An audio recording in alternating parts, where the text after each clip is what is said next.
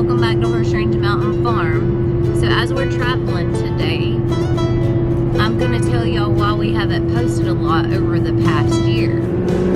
So I knew something was off for the past couple years because I would have heart palpitations, my heart would take off racing, and I was having digestive issues. Well, no one ever said, hey, you might want to have your hormones checked when your heart takes off racing. They're like, oh, what's wrong with your heart? And years ago, I had issues whenever I was pregnant with my second child with my heart racing, and they put me on a beta blocker. Well, no one ever checked my hormones back then. And even after I had him, I stayed on a beta blocker. I was on a beta blocker for about 14 years, and nobody ever seemed to think, hey, we might need to check her hormones. And so that caused a lot of issues with your heart if your hormones are out of whack. But I'm not no doctor and I'm not giving medical advice. I'm just telling you from my own experience. Well, after the heart palpitation and the racing of the heart, that would come and go. And I just learned to kind of deal with it. I made sure to drink plenty of water. And so I thought drinking plenty of water would keep me from having my heart palpitations, and that I was just dehydrated, which if you are dehydrated, it can cause that. But then I think I might have been drinking too much water at some point because I was diluting my stomach acids in my stomach. So then that was causing more digestive issues too, which the hormones being out of balance accompanied that. So just getting all of that worked out and figuring out things, and it's not been an easy road, but thank the Lord I have improved and I'm doing lots better, thank the Lord. Now, talking about the digestion issues, you also have to take into consideration, do you have a fungus? Do you have parasites?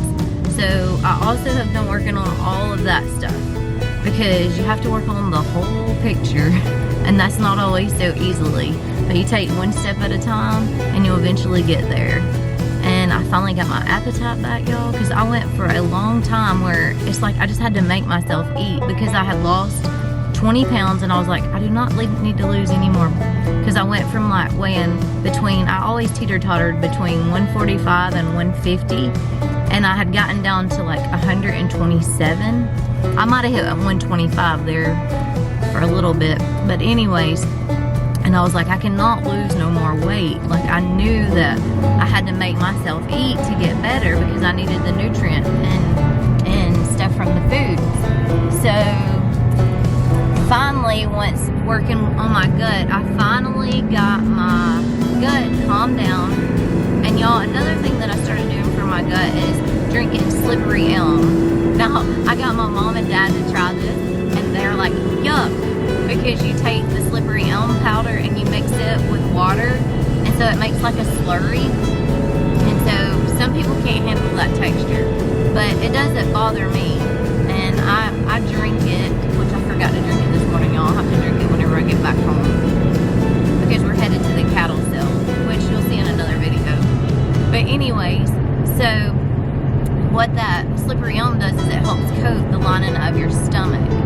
And so that has been really good for my stomach. So anytime I feel like my stomach's feeling nervous or something, then I'll just go ahead and drink me a cup of that. So I'll sometimes have 2 a day, but most of the time I can do 1 a day, and it works really good for my stomach. And off and on I'll do cayenne pepper, lemon, and olive oil.